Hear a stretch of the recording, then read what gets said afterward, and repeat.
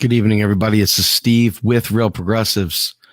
Tonight, we're going to take a trip down memory lane. We're going to look at lessons learned, some of the things that have happened over the course of time since we started Real Progressives, both as a movement, as an organization, and more importantly, as an individual. So, obviously, for those of you who have followed us for the last 3-4 years, there's been a lot of changes over the time. When we started out, a couple of us were just joking around about creating something to offset something called Real Democrats. We see it already today. A lot of people are already excommunicating anyone that's not towing the vote blue line. And that just didn't sit well with us because we were supporting Bernie Sanders. And so we created Real Progressives. Real Progressives was the answer to Real Democrats. But over the course of time, we realized we had something. We realized something special was going on. And so we started covering all sorts of different events. We had people in Washington, D.C., we had people in New York City. We had people in LA. We had people all over the country that were live streaming various events. They were at Standing Rock. We had people at different pipelines throughout. We had people in Lancaster, people down in Florida, people in Nevada, people everywhere. And we even had people in the UK and France and Australia and, so on and so forth. So we kind of took on the citizens media approach, but we had a bigger idea, more so than just citizens media, because live streams were a dime a dozen. We had tons of live streams. I mean, it was like your whole feed was filled with shaky camera live streams, the ones where the camera's going like this the whole time and it's barely watchable. But it was exciting, I guess, when it first started. But we created this thing, here at Real Progressives, and we had tons of different people represented. We had African Americans, we had the LGBTQ community involved. We had people that were elderly. We had people that were young. We had millennials. We had women. We had men. We had different walks of life, Hispanic, you name it, everything was represented. We had different people that were running for office. But really the thing that brought everybody together was Bernie Sanders. It wasn't, that we all believed everything the same. Everybody believed in Bernie Sanders. But then as the primaries went on, everybody stayed, we fought, but we stuck it out. We stuck it out. We stuck it out. And then when Bernie Sanders gave up the nomination and went ahead and conceded to Clinton, and then didn't fight her on the floor of the DNC, you started seeing divisions in Real Progressives, and you started seeing divisions in the movement. I was and always will be far beyond driven. What I do here is real. It's in my heart. Everything I do, it's round the clock. I can't turn it off. I wish I could. God knows I wish I could, but I can't. And for some people, it's just not that big a deal to them. Some people get involved in these things and they give it 10 minutes here, an hour there, and maybe they check in, maybe they don't. And so trying to build something truly special and people all having different ideas, everybody wanting to go their own direction, wanting to do their own thing. Lots and lots and lots of tribalism, split things up. People would say something, a lie would come up, split it up even more. And somebody else would do something and they would go out there and they'd flame out on Real Progressives and it would divide it up even more. And then the next batch would do it and it would divide up even more. And so little by little, we've kept this thing going. But there's been times where the only one going was Steve Crumbine. And that's not an organization. That's a dude. That's one guy. And that's not what we created this to be. In fact, I didn't want to go the route of Tim Black or any of the other ones. I just wanted to build an organization because I knew that in order to actually affect change, It required everybody. It required a movement. And I wanted to take the Bernie Sanders movement and I wanted to keep building on it. I didn't want to divide it up. But then we got the whole Dem enter. We got the whole Dem exit. We got the Green enter. We got, all the little factions splitting off. We had the QAnon folks chasing after Donald Trump. We had tons of different groups splintering away. We had the Alex Jones gang finally say, well, Bernie's not in it. Let's go back to Alex. And then all of a sudden, even more divisions happened.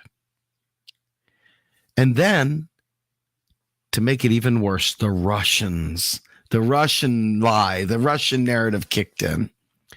And Facebook shut down the algorithms and choked off almost all of the alternative media reach.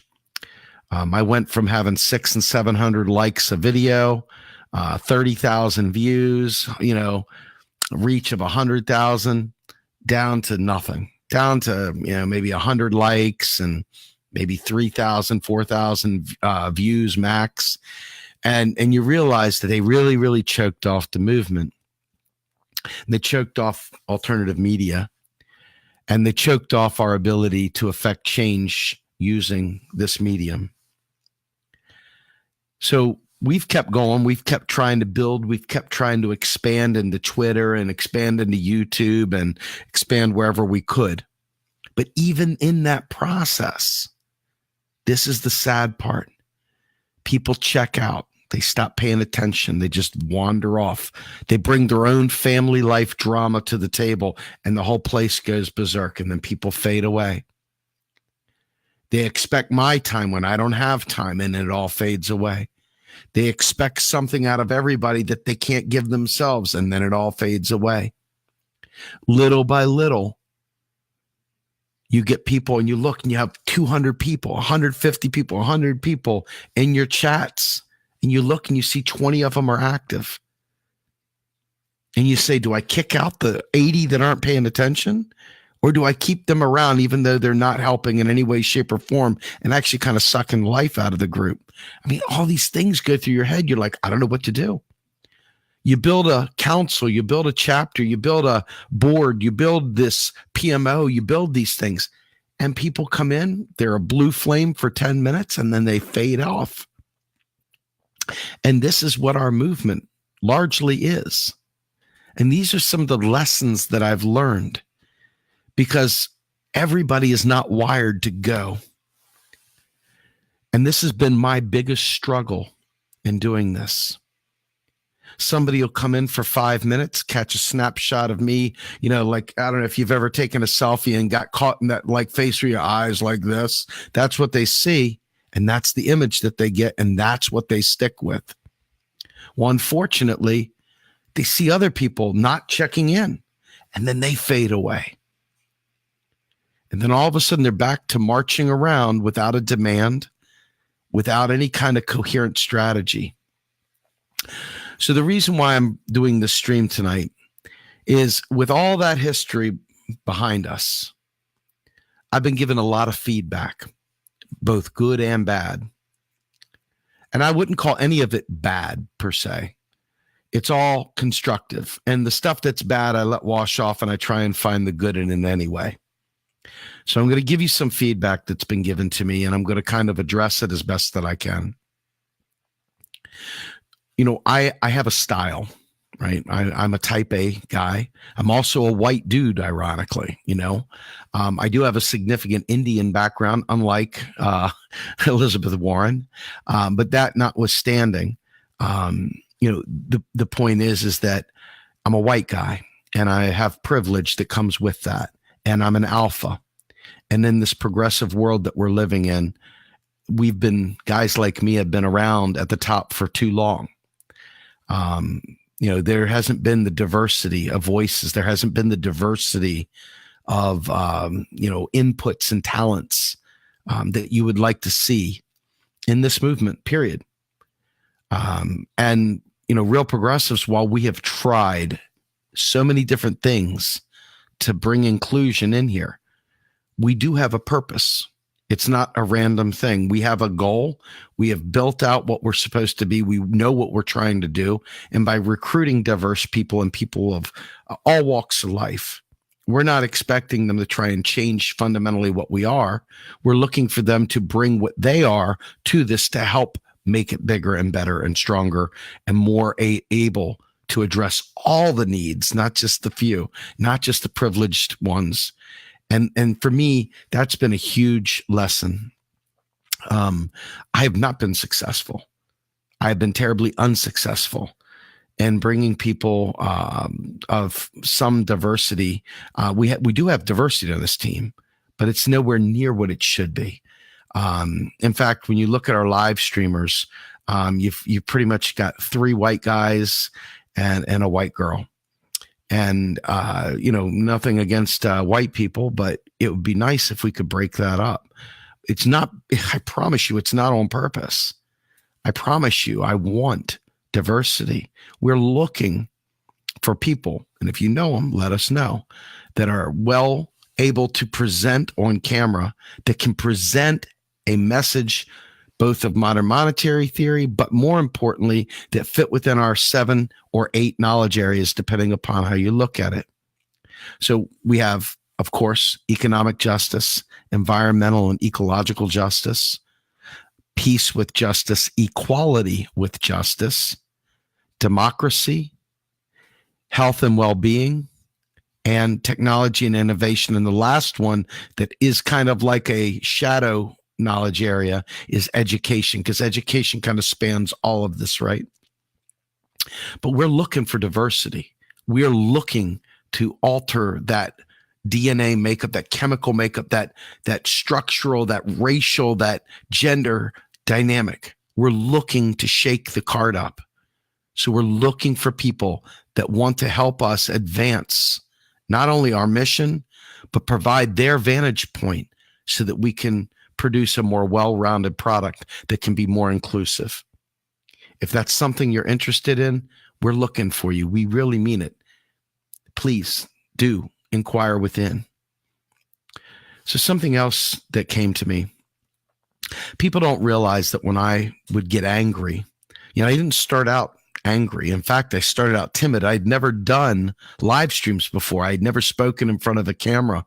I used to see various people doing this stuff, and I would watch them, and some of them, would have that thing with the headphones on, or like looking around like they're in a bomb zone or something. It's, and I was like, oh, that's cool. I realized it's really not that cool. So I stopped doing it. But, I didn't know how to do this.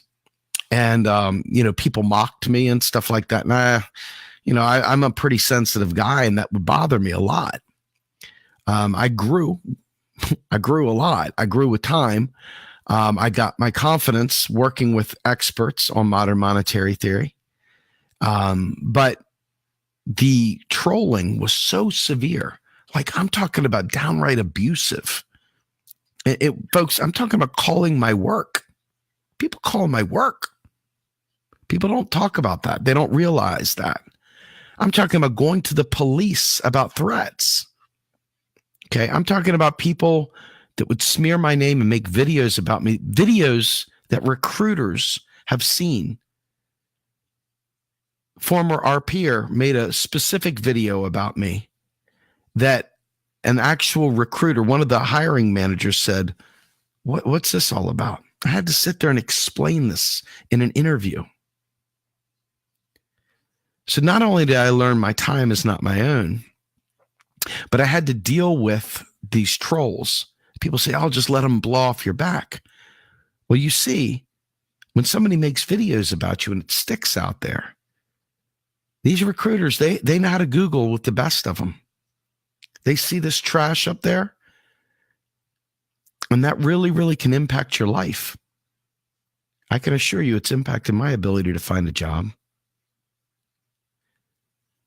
So as time went on, I went from being, hey, let me tell you about this really cool thing about MMT. I went on Tim Black. Tim Black had me on. It was the very first time I got to have a really, really big audience talking about MMT. I mean, I talked about it at RP a lot, but that was the big time for me at the time, right? And tons of people heard about modern monetary theory for the very first time. But that was the point in time where every N the Feder, every Alex Jones wannabe, and most of the Green Party left started really attacking hard.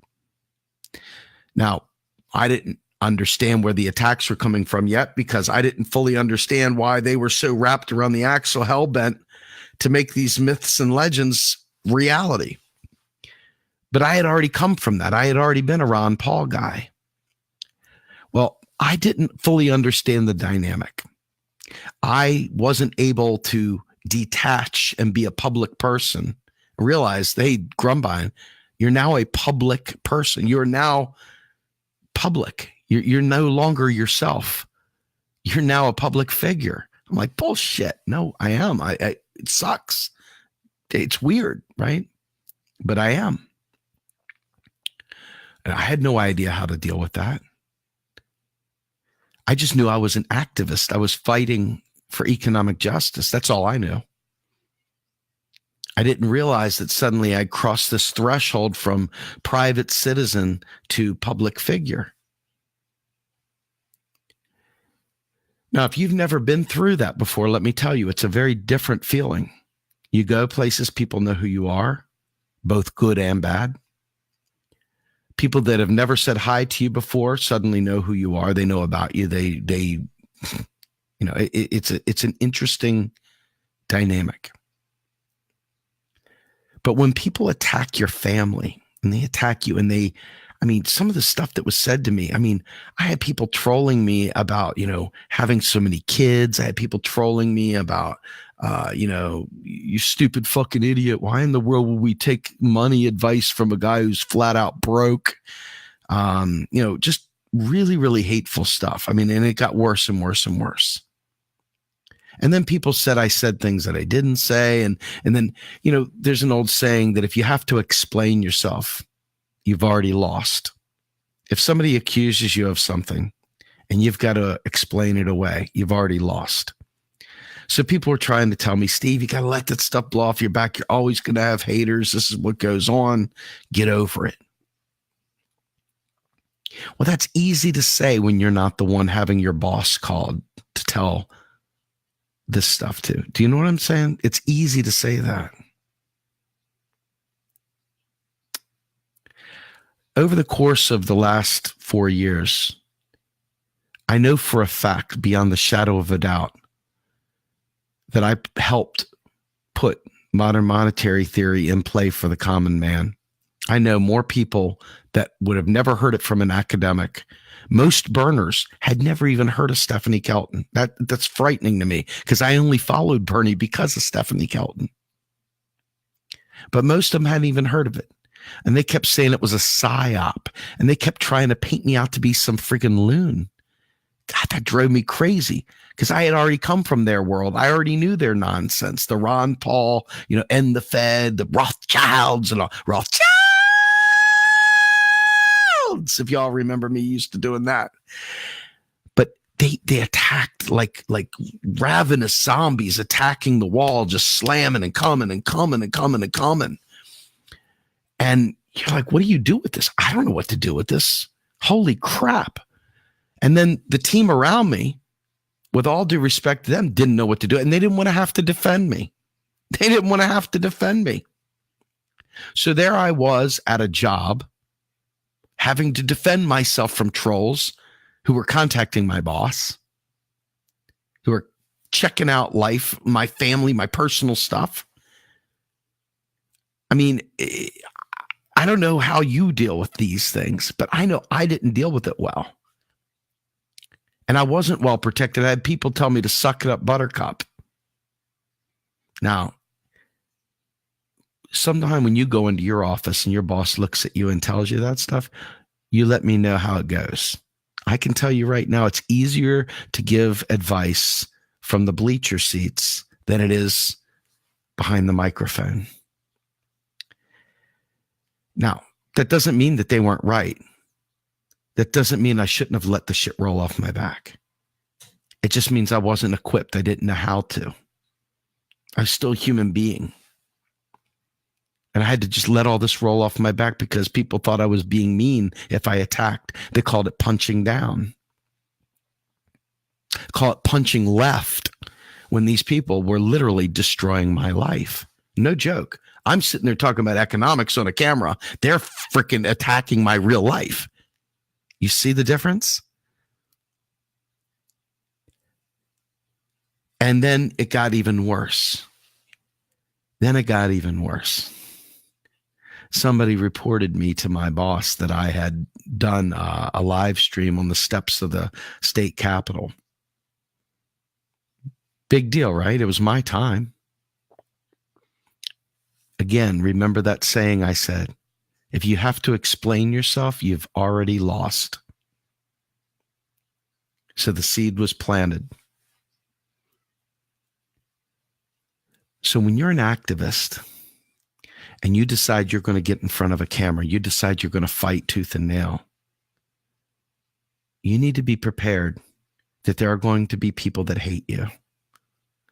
Irrationally so, rationally so. They don't like your style. They don't like the word choice you use. They don't like your eyebrows. They don't like the fact that you're, old, young, whatever. They want to feel like they're the smart kid in the room and you just told them they're not. Whatever. There's going to be people that will not like you, and you've got to be prepared. You must be prepared, and you must surround yourself with people that care about you. If you don't have that, don't enter into this. I sadly didn't have enough of that. I'm just going to be real honest. I didn't have enough of that. Too many people were willing to let me fall down by myself and just go, oh, well.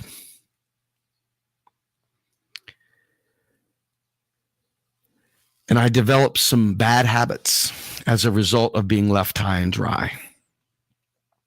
And those habits were to lose patience fast. Because not only was I doing this, but I was also actively trying to build a volunteer base. I was actively trying to teach people how to be project managers. I was actively dealing with every personality on the team. Every time somebody ran out of food, every time somebody got broke, every time somebody fought with each other in the middle of the night, every time there was always something. It's life. It's a volunteer organization. People are freaking going to fight. But we couldn't get a leadership team together that would show up to handle these things. So it would fall on me at work, at home, during dinner, when I'm sitting there snuggling my fiance, when I'm feeding my son, when we're at the doctor's office, when we're driving to my mother's house, when we're sitting there at my father's bedside as he's dying, while we're at a funeral. Didn't matter. I couldn't get it to turn off. And I couldn't get the support to make it so that they respected my life and I could be able to break free long enough so that I could decompress. And so what you saw was Steve Grumbine lashing out. I get no sleep. I would have stress at work. I have a son. We find out he's autistic. That didn't stop. The fights would go on. People would say stupid stuff in chats. I'd have to get involved. People want me to stir it up and take sides. It'd screw everything up. I'd fall down. I'd screw up again. I'd say the wrong things. All I wanted to do was change the world. Is that too much to ask? But instead, we get bogged down in life. And then what you see is you see a troll that will come into a live stream who will sit there and say, Grumbine, you don't know your ass from your elbow. Why don't you read an economics book? Oh, he's Soros spot. Oh, he's just he's a sheepdog. He's a this. I mean, whatever, right? Whatever. But you're working on 3 hours sleep. You just dealt with 5 people crying the blues, fighting with each other in a chat somewhere. Somebody calling you on the phone at work, not caring whether or not you're at the job or not. And then you sit there and you friggin' finally melt down. There is no handbook. for how to deal with this stuff. You got to be able to set boundaries. I couldn't set boundaries. I couldn't turn it off. And it cost me big. It cost me big. Now, here's the next piece to this, shifting to our next point of lessons learned. You've got to take care of yourself. You've got to have self-care, health-care, self-care. Because if you're not taking care of yourself and your own mental health and your own spiritual condition and your own family, then everything will fall apart around you as well. So there's a personal responsibility to oneself and to one's own health and mental state. And I can assure you, if you're driven and you're trying to achieve something, no matter how selfless what you're trying to achieve is, it doesn't matter if you lose yourself in the process. You'll be no good to anyone. And there's been times where I've been absolutely no good to myself, no good to my family, no good to my job, and no good to real progressives, and no good to you, the donors and the friends and the followers. So unfortunately, people don't judge us at our best, do they? They judge us at our worst. And they take this snapshot of time, no matter how unfair it is, whether they consider all the trials and tribulations of trying to take your son to therapy and trying to figure out what's going on with your son who can't speak and can't eat and so forth. You know, they don't care about that. They just care that you were mean to somebody online, that you said you're an idiot or shut up or whatever. Not shining examples of a man who believes himself to be a spiritual person. Definitely not the signs of a guy who believes himself to have high integrity, because I do believe that about myself. I do not lie. And, you know, for me, I became someone that I wasn't happy with. So self-care is very, very important in this game. You cannot activate on the causes that matter to you if you forsake your own health. It's very important to take care of first things first and to control your side of the street, to make sure that as long as you keep your side of the street clean, you can keep moving on. If people put unfair expectations on you, unfair requests on you, demand more of your time than you can give, that's on them.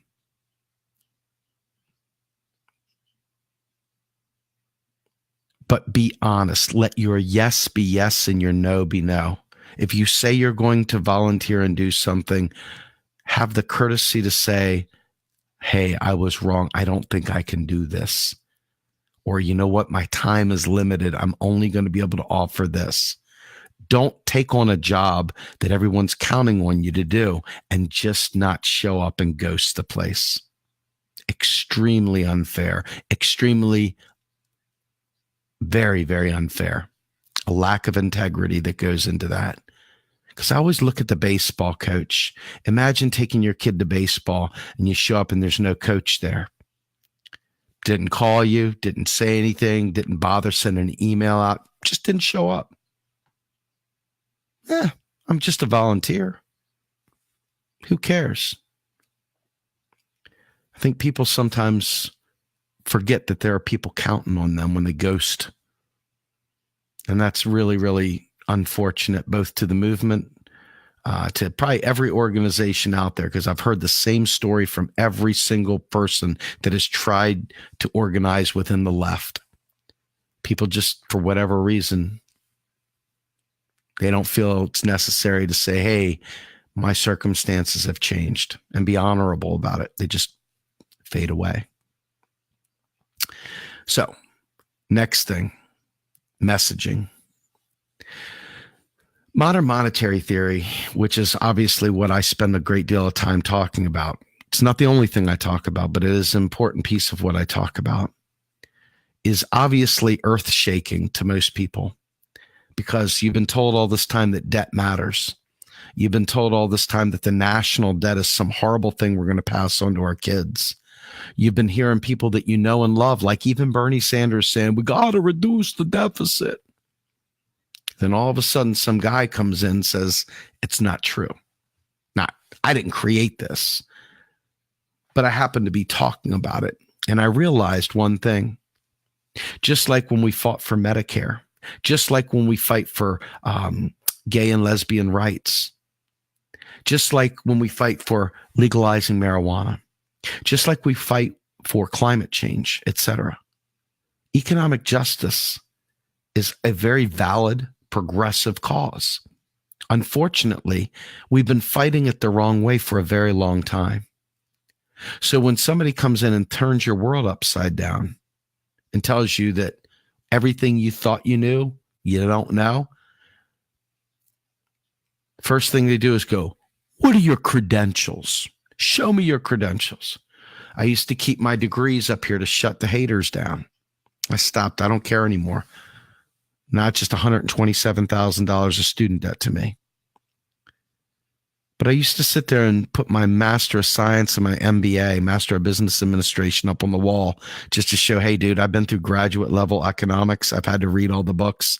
I did all that stuff. And I was 3 semesters into a PhD. So I got credentials. I could teach university, whatever. That's not really important, is it? Because the stuff they teach in university is hogwash, orthodox nonsense. If the orthodox nonsense could have predicted the global financial crisis, it would have. It didn't. The only one that did, the only one that's coherent, was modern monetary theory. And once you start picking at it and you start digging, you realize, oh my God, the lies go deep. Well, I came from a right-wing libertarian world to start with. So I learned all that gold buggery, all that Austrian economics, all that gold standard logic. I used to talk about end the Fed, used to have my Ron Paul end the Fed stuff everywhere. So I read Creature from Jekyll Isle. Seemed like a good idea, but it was really not well thought out. I didn't take the time to coherently walk it through. It was just a lot of platitudes, a lot of beliefs. And when the bubble burst on me, when I shattered that paradigm, it swung me. It literally was a game changer. It literally was the thing that sprung me out of thinking like a righty and totally flipped me on the other side. Now, here's the problem. Once I swung to the left, I realized the left was just as incompetent as the right was when it came to economics. And here I am supposedly trying to ingratiate myself to the left. And these old timers love their myths and legends, man. It's like a religion to them. They got words that they use that, everybody knows. It's like going to a church, but for lefties. And they don't like you in any way, shape, or form, critiquing them, criticizing them at all. I mean, folks, at all. So this is a new world for me. I made this huge change in my life, and all of a sudden I realized that I'm on a little island. The left doesn't understand economics. The right doesn't understand economics. And once you're like, well, what makes you think you understand economics? Well, when you walk through MMT, when you learn how federal financing actually works, and you go further than federal financing, you suddenly understand how money works. And not just gold-backed currency, but fiat currency, which is what we have today. And you start trying to understand why people keep imposing gold standard rules and regs on a free-floating fiat currency, and it doesn't add up. It doesn't make sense. But they're resistant. They are like fist in the air, baby. Fist in the effing air. Gonna sit there and hold on to those myths and legends. So breaking through that hard outer shell, It wasn't the type of thing that people were getting caressed out of. People, literally, there's people on my friends list that I'm finding out have been there for years and years, have never once even checked out a single one of the economic posts I have. They're like, it would help to know what MMT is. I'm like, dude, you've been my friend for 4 years, 5 years. There's no way in the world you could have not seen one of the 100 posts a day that I do about modern monetary. There's no way. I've been doing this daily since 2012. Daily since 2012. Before that, 2009 was when I got introduced to it. 2008, 2009. Maybe even before that, actually, too. Something like that. And people don't listen. If it's not a shocker, if it doesn't grab them with a punch in the mouth, a headline or whatever, they don't even listen. The reason why we made a big splash was because we literally grabbed it and shook it and made it happen. It wasn't the way I wanted to do it. It's the only way people would listen. Now, all of a sudden, everybody's got all these blind, they can look back. They've got this perfect vision backwards. Oh, well, if you hadn't criticized the left, you'd have a movement. Well, the left wasn't listening for years. Stephanie Kelton and Warren Mosler and those guys, they were moving behind the scenes, but they didn't have a mass movement back in them. Even now, you read what's going on, and they say a hardy band of people, following these MMTers. And you get the people calling it a cult because there's only a group of people. But the people that know really know, and they fight tooth and nail for it. But the problem is that it stays in the nerd zone. Most people don't expand beyond that. It's very, very lofty language. You read some of the stuff out there, and you almost need to be like having your Shakespearean translator sitting there break down Fair Mercutio. I mean, it's really, really difficult stuff to read. But the concept's so freaking simple. And so how do you take people that don't want to hear? Now, mind you, let me explain why this is a big deal. We got 12 years. That's what the scientists that we all care about say before cataclysmic climate change strikes us. Cataclysmic.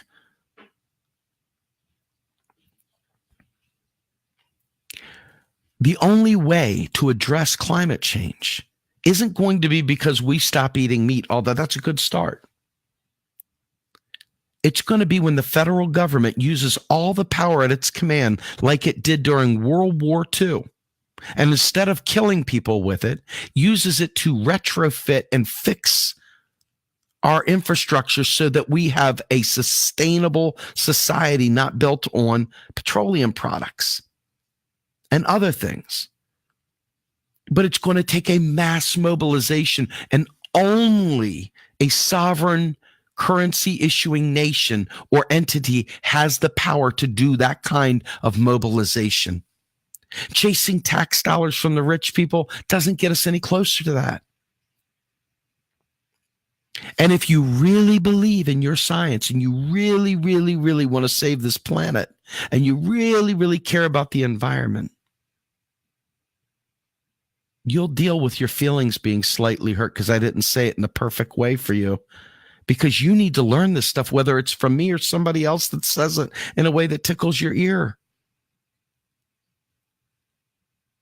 But what I realized was this: there's two sides to this thing. There's the tone policing side. And then there's the, hey, I've just flat out had no couth and I completely screwed the pooch and I said things I shouldn't have said. And I want to make a clear line as to what each of those is. There are some people out there, I like them very much, they're good friends of mine, who sadly take the worst of my delivery style and use that. But they don't back that up by reading incessantly about modern monetary theory so they can answer all these questions. They just jump into the fray and go, taxes don't fund spending. Shut up, you dumb idiot. And that's not what I want to do. And that's not how I do it. That's not how I do it. That's not how I want it to be done. And that's not how I ever want it to be done. Until you've had the bullseye on you, you don't understand where that anger comes from on that one, okay? You need to really, really be careful when you put the jersey on, because there's people scowling and watching and judging always. When you're trying to change the world, they'll look for any excuse to sideline your message. And if you go out there calling everybody an asshole, an idiot, and everything else, and mind you, folks, I've done this. But it's very, very different, to be fair. I don't just start off calling. I'm like, hey, listen, let me explain this to you. Let me show this to you. And I have done the reading. And I have taken hours upon hours upon hours to be prepared to answer questions. And so when people start attacking me, I've already answered this. I handled it incorrectly. I handled it poorly. But it's real easy to sit there in the cheap seat saying that, right? So I'm here to tell you, I didn't meet my own standard. I don't care whether it pissed anybody off. I mean, I do. But that wouldn't have made me change. I'm here to tell you from my own heart, I could have handled it better. Is it fair? No. Will it ever be fair? No. What is my goal? My goal is to create a mass movement. My goal is to create an organization capable of delivering activism on a moment's notice. My goal is to create media that covers that activism and covers important things that relate to those 7/8 knowledge areas I presented earlier in the talk. My goal is to take the policy prescriptions of the experts and boil them down from Mercutio, fair Mercutio, to just regular, hey, dude, let me tell you about MMT. Here, let me show you an animation. Let me talk to your children and give them a coloring book on economics.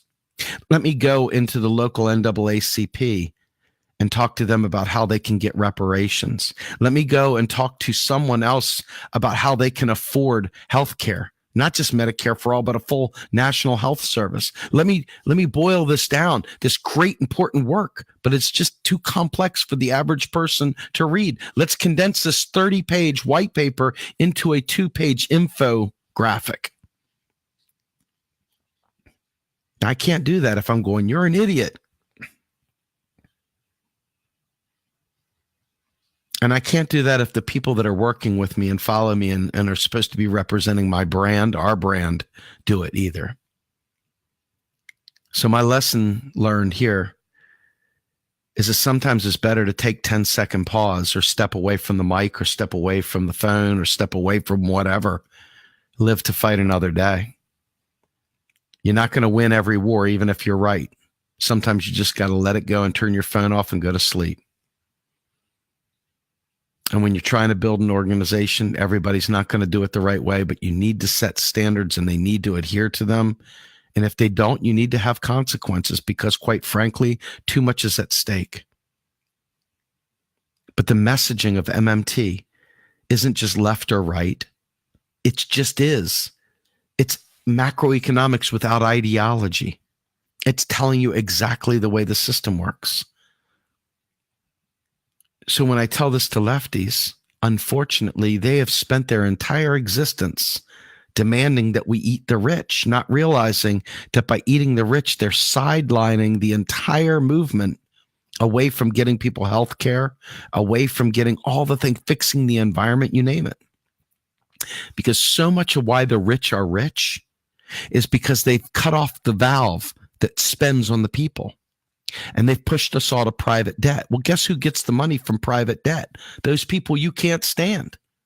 When the federal government spends, guess who gets it? The people you can't stand because you refuse to let them spend on the people. If government stopped subsidizing wealthy by paying the people, giving the people health care, giving them housing as a right, giving them free college, getting rid of student debt, building out the infrastructure, getting great green jobs, government subsidized federal job guarantee, locally administered. All that money that goes up to the top, it would be choked off because people wouldn't have to go into private debt. They wouldn't have to go to payday lenders. They wouldn't have to do all these bad decisions to survive. So eating the rich doesn't necessarily come from taxing them, because it doesn't help the poor at all.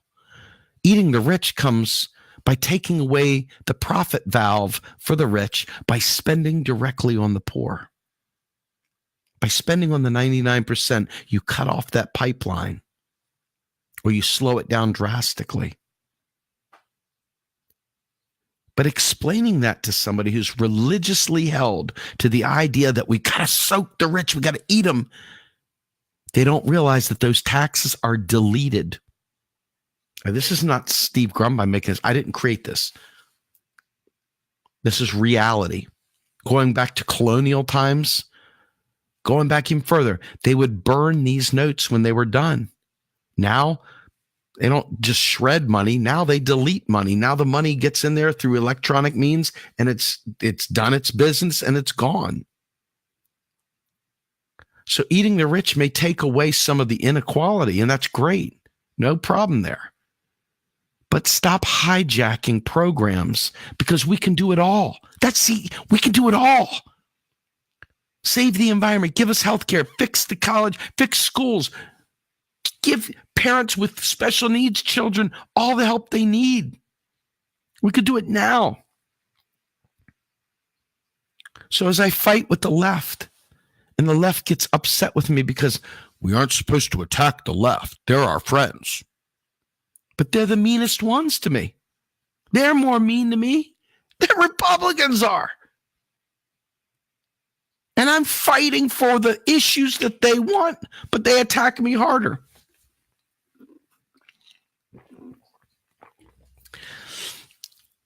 I'm not joking. So, what I learned here is that there's more than one religion. Christianity isn't the only religion out there. There's also the religion of fake beliefs, of fake knowledge, myths and legends. And they hold to these tenets every bit as strongly as Catholics do theirs, as Muslims do theirs, as any other religion does theirs. And if you cross their gods, which may be Obama or maybe it's Marx, whoever their God is, you will deal with the wrath of their religious persecution as well. They will come down on you as if you were a blasphemer. So what I learned is there's an awful lot of religions out there, and not all of them are in a church. And they're all delicate flowers, and they all feel persecuted if you critique them for their errors. So what do you do here? It puts you in a really tough bind, because while you're sympathetic because we want the same things, what they're doing, think about this. Social Security. The left thinks that we've got to raise FICA, which is a punitive tax on the poor. Punitive tax on the poor. They think by upping the capital saves Social Security. They don't realize that Social Security dollars are deleted just like everything else. They keep a tally in a spreadsheet. That's called the trust fund. But the reality is, Social Security is nowhere near broke, nowhere near insolvent. Alan Greenspan, Kelton, you name it, has said point blank, we could pay for it forever. Forever. But yet you will hear people running around saying that the Republicans raided the Social Security Trust Fund. How is that possible? It's religion. It works for their politics. It's their partisan religion. But they don't realize that the very thing that they're using to fight back It's the very thing that the Republicans will use to get rid of Social Security and make it privatized. And Hillary Clinton wanted to do that too. So what do? How do you stroke their ego in such a way that you can both not be mean and at the same time explain that they are literally shooting this program in the foot the way they're going about it? We're going to leave that as to be determined. It's a lesson that I realize I need to learn, but it's not one that I've got figured out yet, because I don't know how to take someone who's got drastically, empirically wrong ideas and somehow or another be gentle enough that it doesn't offend. I don't know how to do that. I don't know how to do that. If you can tell me how to reach the left so they stop trying to raise FICA taxes and penalize the poor, so that they can stop pretending like by raising FICA, they can save Social Security, instead of realizing Social Security can go on in perpetuity because it's keystrokes that create these checks. There is no piggy bank with Granny's old crumpled up dollar bills from 1919 or hay pennies in it for your Social Security. That's not the way. There's none of that. They created the idea that you're paying into it to make it so that it would be impossible to take it away. But unfortunately, the lie that they told to make that work is also going to be the lie that is undoing that work. So how do you bridge that gap? Your guess is as good as mine at this point. I'm just going to do the best I can. And if I upset a few lefties or a few righties, you got to break a few eggs to make an omelet, right? I'm not trying to, but that's the facts. I'm not going to sugarcoat truth just to accommodate. That's not fair, and that's a lack of integrity. If anybody ever asked me to do that, they would be asking me to be an unethical person, and I won't do it. I won't. So we're stuck in the situation now where you see that truth and talking about this stuff pisses people off. That's going to happen.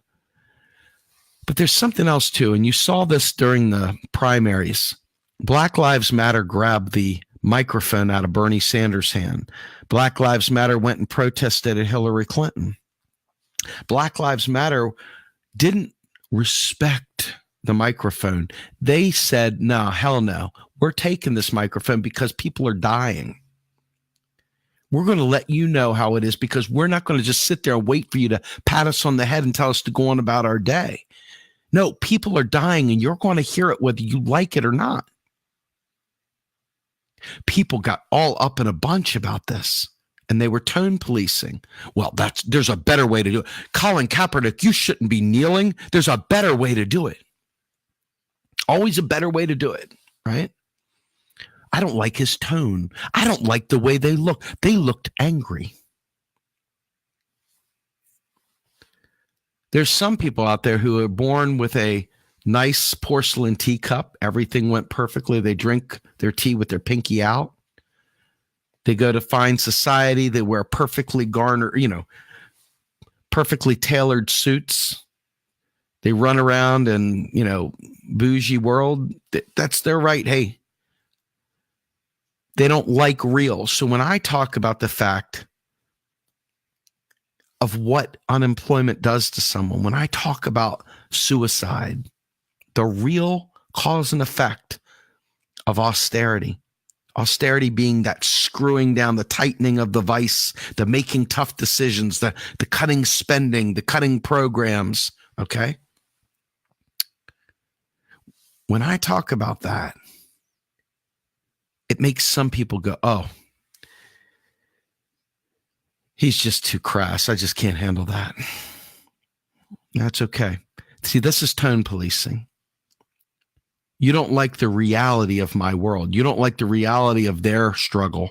You don't like it's too real for you. You don't like it. You want them to not be so harsh. That's tone policing.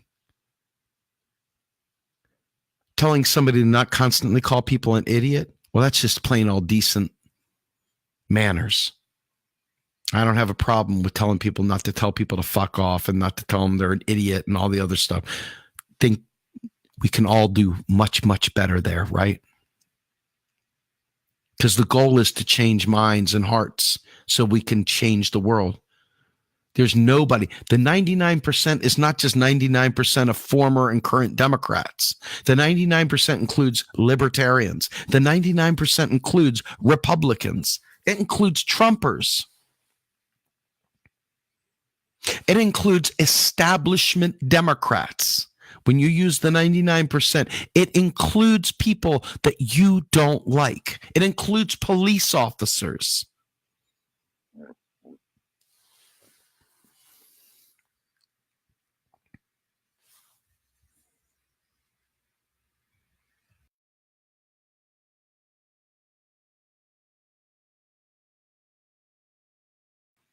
It includes a lot of things, a lot of people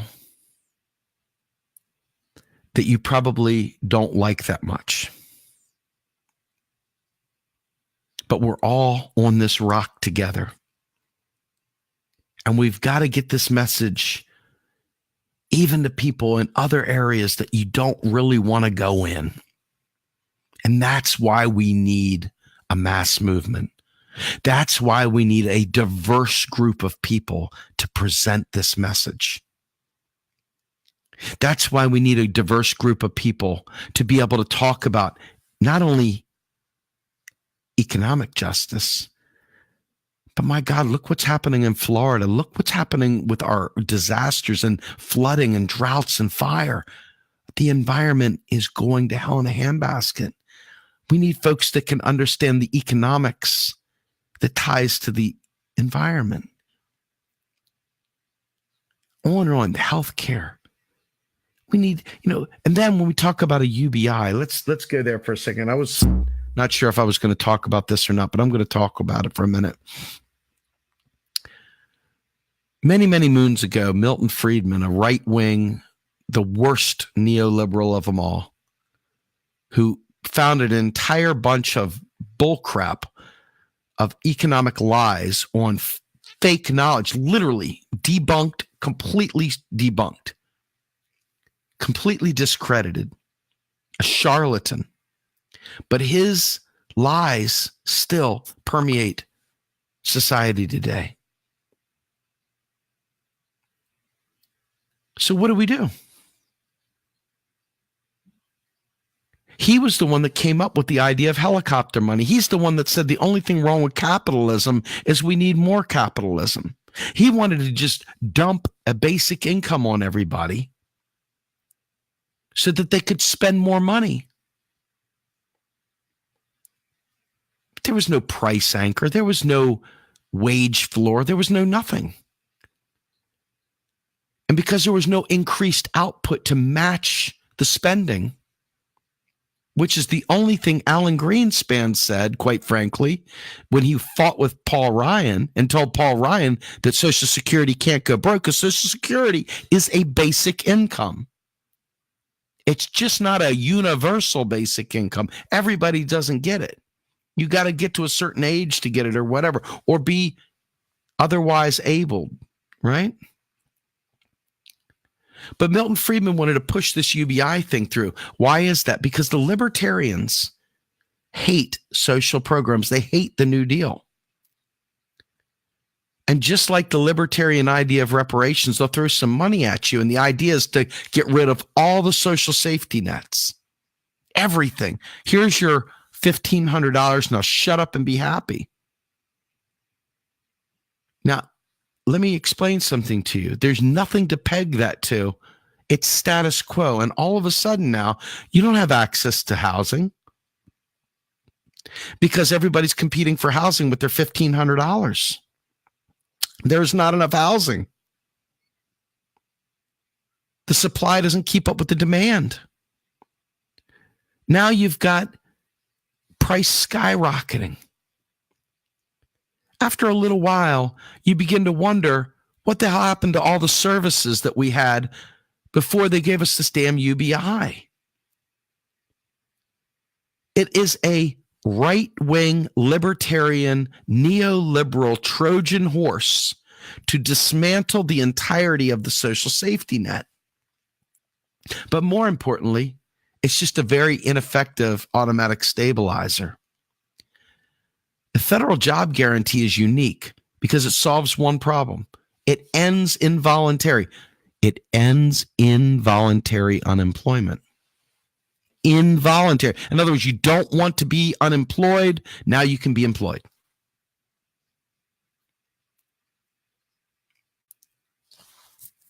At no point in time does this say anything about people that are disabled, because we already have Social Security for people that are disabled.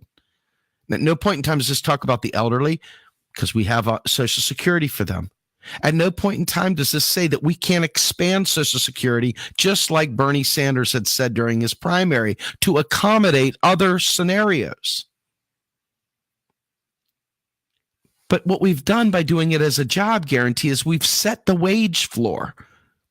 Now the private sector has to meet or beat that wage floor price. Now you can't outbid people. You can't drive the prices up on things, because now there's a job guarantee in place to pull these things down and stabilize the economy. And as the economy improves, people will roll off of the job guarantee and back into the private sector. But what about automation? What about automation? This is maybe the biggest lie of them all. And it's hard to be gentle about it, even though it's a lie told in good faith. We've not seen any productivity issues. We've not seen any impact whatsoever from automation. In fact, I challenge each and every one of you to go into your local communities and look around and see how much work is there to be done that has not been done, just in the beautification of your area. Look how many parents can't go to work because they don't have daycare.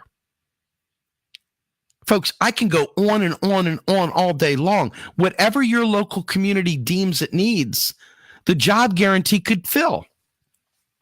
The job guarantee, or as Warren Mosler calls it, the transition job, is a superior automatic stabilizer.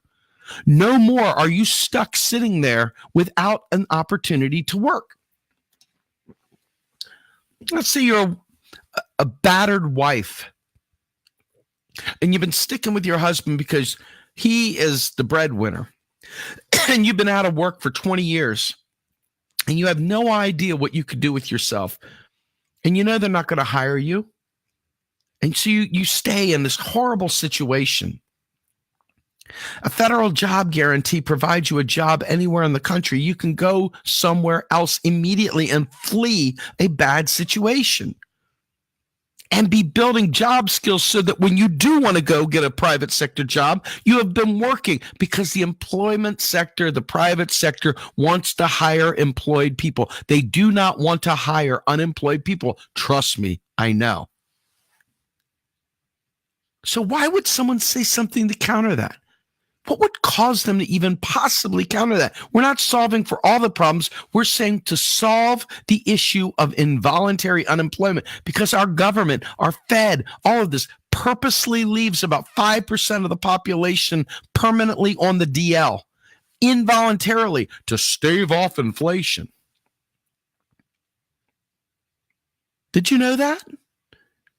So this is another myth that has permeated our midst. And so when you talk about lessons learned, how do you deal with this? How do you deal with this? How do you deal with people that are religiously wedded to a bad idea? An idea. So what is a UBI? Let's describe what the three letters mean. U, universal. Everyone gets it. Donald Trump down to the guy under the bridge. Everyone gets it. Basic means very basic. It's a basic income. And they aren't talking about $10,000 a month. We're talking about nothing. Not a basic needs guarantee. They're not guaranteeing you food. They're not guaranteeing you shelter. They're not guaranteeing you health care. They're guaranteeing you a basic income with no wage floor to it, no price peg to it, no nothing to stabilize, just pumping cash into the system. No increased productivity to provide for the things people would want to buy. And now what? Oh, you didn't know that. But yet you were religiously pumping that out at me, but you didn't know that. How do you deal with that? These are the lessons that I still don't have an answer for. Because all I want to do is just snap out because it's so basic. I didn't say a job guarantee solved every problem. I said job guarantee solves the problem of involuntary unemployment, to which there's 5% of the population permanently kept on the DL against their will. They don't want to be on the DL, but they're on the DL because that's what the system does by design. We're saying it eliminates that. You say people want a basic income? We've got Social Security there. You want to expand that to cover other issues? We can work on that. Just like you'd have to work on a UBI, we can work on expanding Social Security. Do you understand what I'm saying? If you don't fight with me. Do some research. Do some basic research. And then let's come back together and have a conversation about how we can improve this.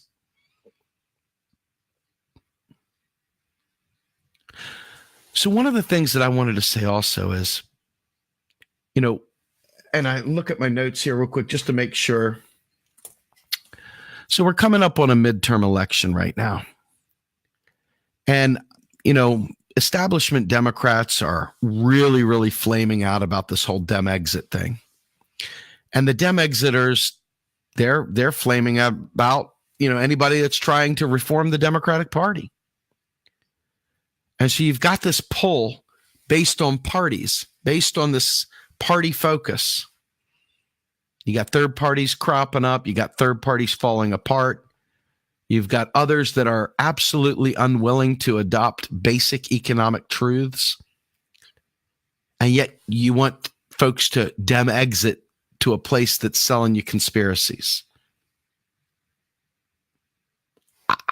Not going to happen for me. I mean, I'm not Dem entering or Dem. I'm just saying, you've got to think about this. Real Progressives supports real progressives wherever they are. We don't care what colors you bring to the fight. Flashing your gang symbols for, vote blue no matter who, and, green enter, red, whatever. We support real progressives wherever they are. We support progressive causes, period. Now, I don't know how to overcome this one because it is a religion for people to vote blue. They don't care what the issues are. They just know that the Republicans are bad, Democrats good. That's that. Same with Republicans. I'll never vote for a Democrat. God, blah, blah, blah, blah, blah. And the Greens, they want to build a party. So everything, they're not thinking about today. It's not about today. It's about some future time. Whatever your thing is, that's fine. Real Progressives thing is we're both living today and fighting for tomorrow. We're not picking one or the other. We're doing both. We're doing it all. You guys can bicker outside. Stop bringing us into your fight. We're going to support it all because we need to fix today. My son, who has autism, isn't going to wait around till you build your Green Party. My son is not going to wait around till you get your MPP built. He's not going to wait around. He needs help today. The people that are able to actually do something today that are elected to office, we still have to pay attention to that. We can't check out and pretend it's not important. Even if we can only minimally impact it. Because our focus, once again, is building a movement. It's building a movement about economics so that we understand the lies they've been telling us to prevent us from fixing the environment, that prevent us from fixing equality, that prevent us from fixing our schools, that prevent us from fixing our healthcare, that keep us in foreign wars, that keep the employer of last resort, the military, instead of a federal job guarantee, that keep women in battered situations because we don't have alternatives.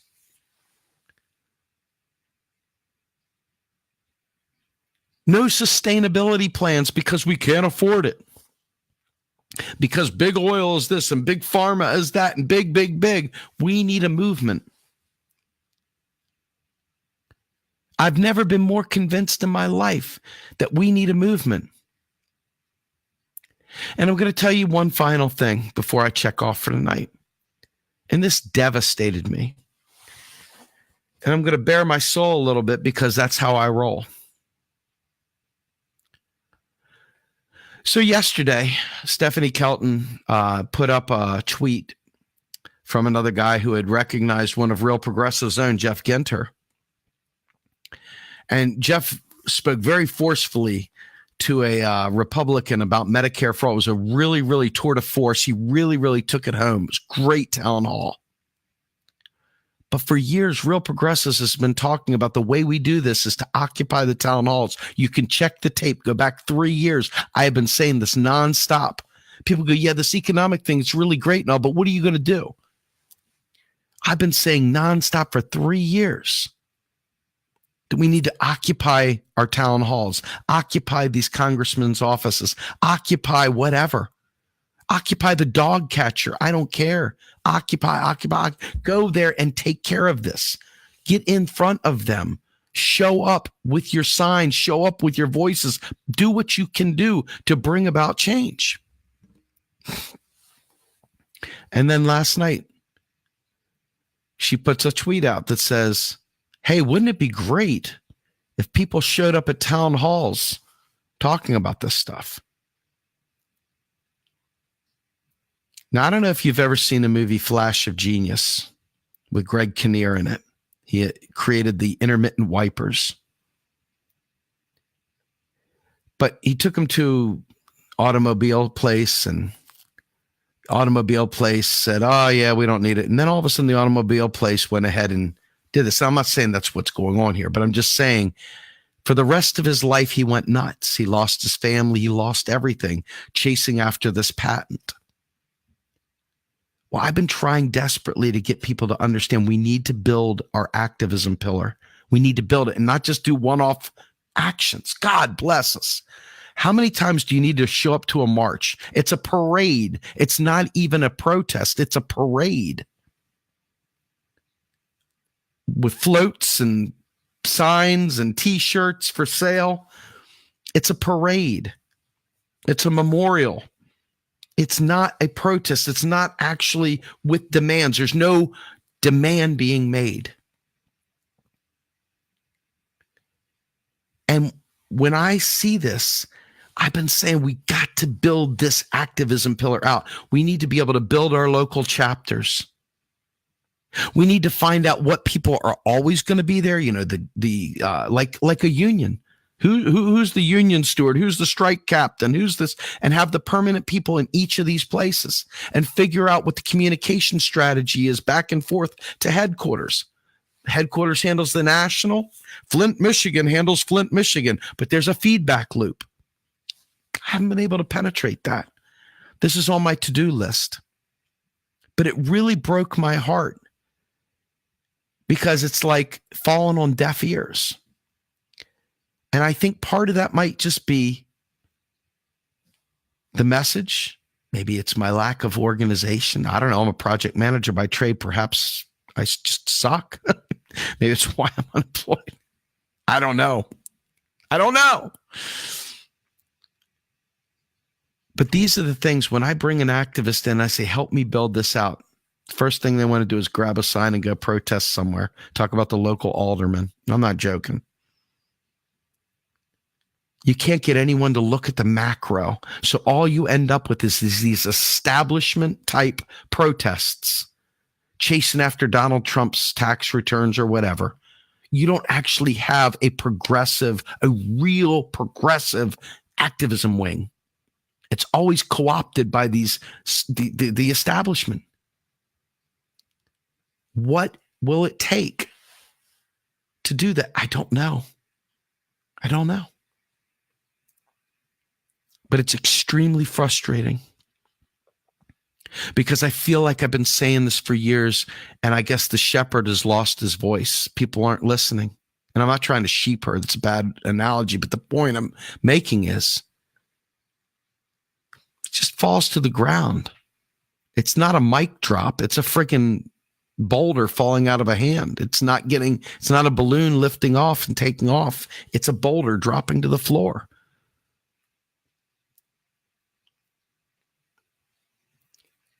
And that breaks my heart. This is probably the biggest failure I've ever had in this movement is the fact that I cannot get this activism pillar off the ground. I can't get people. When I do get good people, they want to go, they get a big head and they start doing their own thing. They go off and try and do their own thing. And what happens is you get a bunch of spinoffs. It's like, Joni Loves Chachi instead of Happy Days. And you know what happened with Joni Loves Chachi? Instead of sticking together and building this thing and really building it, they got a bunch of Joni Loves Chachis. Great movement building right there, folks. That right there is the biggest failure I've ever had in my life. I can't think of anything else that is more painful than that. If I die tomorrow, knowing that I can't get people to check chats, knowing that I can't get people to show up to meetings, knowing that I can't get people to do that stuff, that will be the single greatest thing I take to my grave. Failure of proportions that I can't put words to. And I have to assume it's me because I haven't been able to do it yet. I have to assume that it's me. Something about me has to change, and I don't know what it is yet. So that's another outstanding item, because I know people that care about me and they wouldn't let me fail if they knew. So it's got to be me, right? They wouldn't let that happen. So it's something I've got to evaluate internally to figure out, what am I doing wrong that is preventing us from pulling that off? And I don't know how to do it. So on the positive note, let me tell you,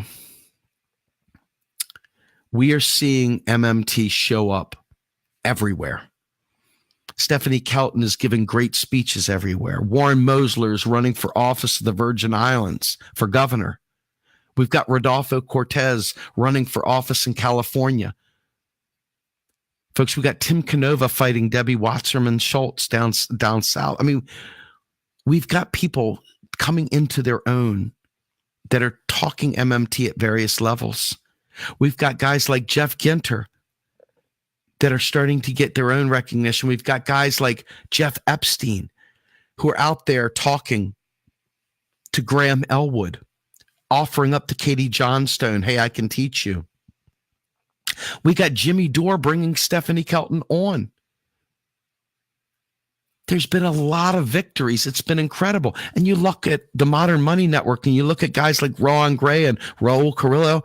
These guys are out there on these great podcasts and they're just kicking ass. They're saying wonderful things. You got Deficit Owls out there teaching people stuff. You got them out there on Twitter, really, really working out there in the UK. They got Simon Wren Lewis on the ropes. Stephanie Kelton jumping in, really helping out activists. There's so much good happening. You just have to pay attention. You have to dial in and look, and it's there. Change is happening. Change is happening. But the most important thing I want to bring up, and I'm going to show this right now, is this thing I started the show off with. This right here, the secret of change is to focus all your energy not on fighting the old, but on building the new.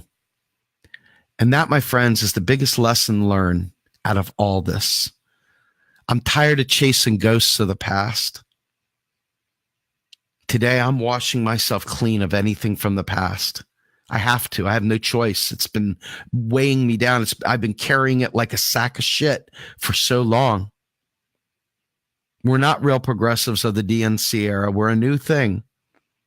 And we're going to have to carry it along. And I hope to God this team understands how important this is and that we start creating new memories, new victories, not trading on the past, but creating new ones each and every day.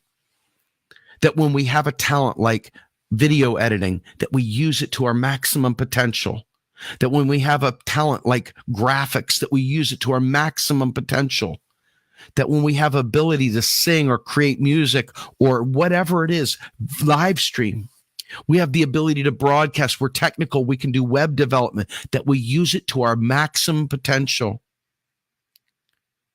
That when we have an opportunity to engage in MMT, that we do it in a way that is above board and leaves people feeling whole, that makes them want more, that we invest ourselves in finding the research material and doing the hard work. That's what I want.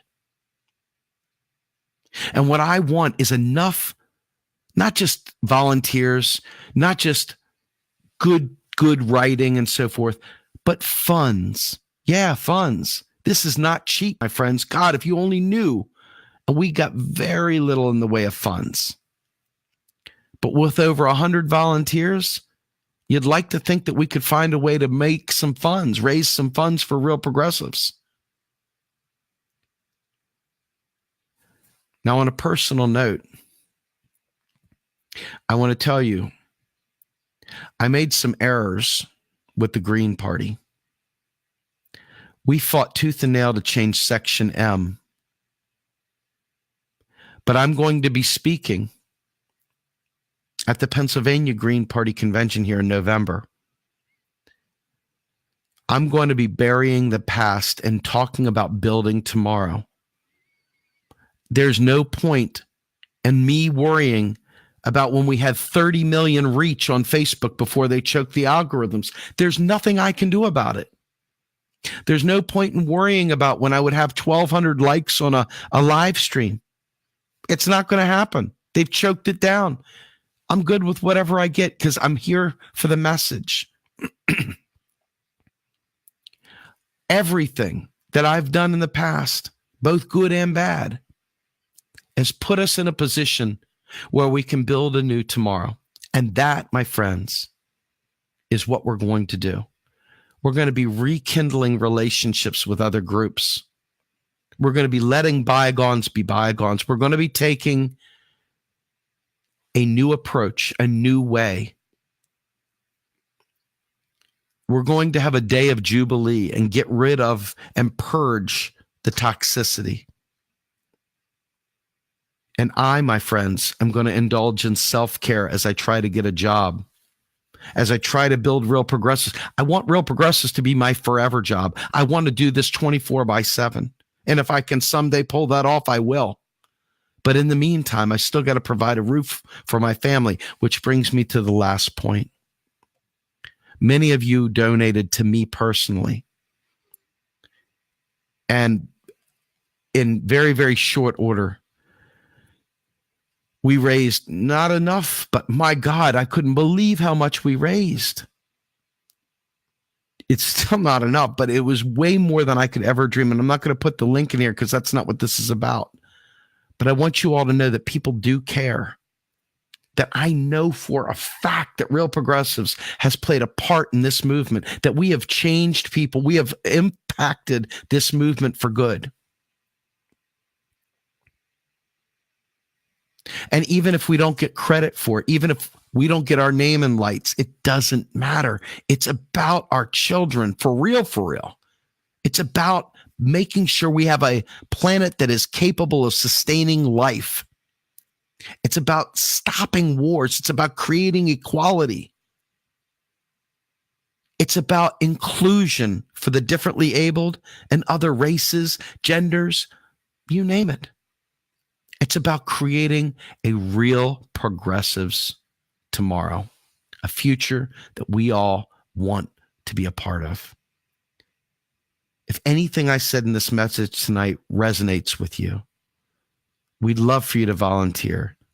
We'd love for you to be a part of this.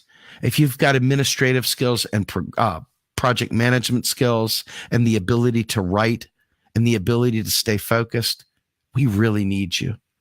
And if you don't, we need you as well. There's other things that can be done. And by all means, please, I don't beg for this, but I'm asking you. Real Progressives truly needs donations. We need help to be able to do the things we want to do to make that thing happen. We actually need recurring monthly donations through our Patreon or through our PayPal. We need your help. We will be creating a 501c3 and a 501c4. So we'll be able to participate in both political world and activism and both policy and education, and media will cover it all. But we need your help. And if you believe in our message, if you like what you heard tonight, if you believe that we can do great things, please consider helping us. I'm Steve Grumbine with Real Progressives. Have a great night, everybody.